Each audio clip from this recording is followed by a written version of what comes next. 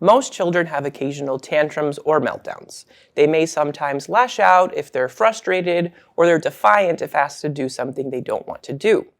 But when kids do these things repeatedly or can't control their tempers, a lot of the time it may be more than typical behavior. So here are some signs that emotional outbursts should concern you.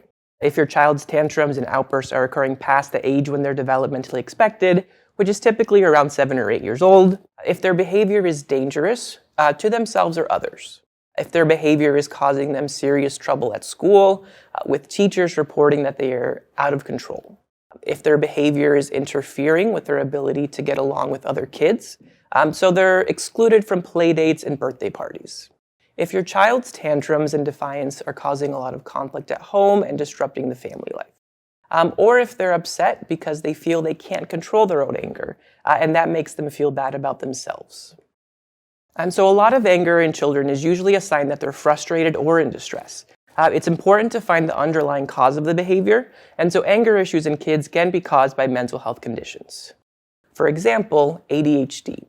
Many children with ADHD, especially those who are very impulsive or hyperactive, have trouble controlling their behavior.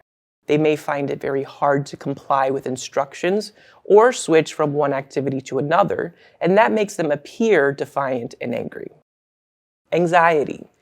Children who seem angry and defiant often have severe and unrecognized anxiety. In an anxiety-inducing situation, their fight or flight instinct may take hold, so they may have a tantrum or lash out. Children who've experienced trauma or neglect. A lot of acting out in school is the result of exposure to violence, neglect, or chaos at home. So kids who are traumatized don't feel safe, and they tend to be on high alert for danger, which causes them to lash out or be aggressive when they feel threatened. Children with learning problems. When your child acts out repeatedly in school or during homework time, it's possible that they may have an undiagnosed learning disorder, which can make them feel frustrated or irritable. Sensory processing issues. Some children have trouble processing the sensory information that they are getting from the world around them and become overwhelmed when they're in a situation where there's too much stimulation. That can lead to meltdowns for no reason that's apparent to others. Autism. Children on the autism spectrum tend to be rigid, needing constant routine to feel safe, and any unexpected change can set off a meltdown. They may also have sensory issues, and they may lack the communication skills to express what they want or need. Recognizing these underlying disorders and getting kids treatment can reduce the frequency of their angry behaviors. How can you help a child who seems angry? What parents do also has an impact on the frequency of anger outbursts or tantrums. So here are some tips for minimizing angry behavior. First, identify triggers. To help kids who are prone to anger, the first step in reducing outbursts is to find out what is triggering them. So if it's something like getting ready for school, things like showering and picking out clothes the night before can help. Or if homework is a problem, breaking tasks down into steps helps as well.